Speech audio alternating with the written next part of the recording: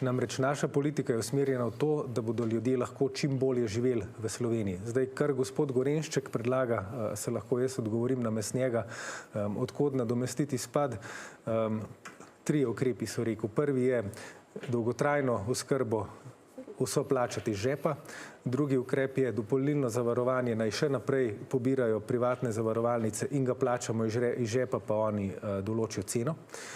In pa tretji ukrep pa je, da bi izvajali davčno reformo, ne da bi povedali, kako bomo manka v proračunu nadomestili. Če ne znamo nadomestiti manka v proračunu, smo pa pred novimi varčevalnimi ukrepi. Tako da jaz se s tako neodgovorno politiko nikakor ne morem strinjati in strogo zagovarjam solidarno državo, kjer storitve, ki jih bomo morda vsi potrebovali, kot je dolgotrajna oskrba in zdravstvo, plačujemo solidarno, hkrati pa seveda delamo vse na tem, da bi ljudje imeli čim boljše plače, čim višje pokojnine in čim nižje stroške življenja.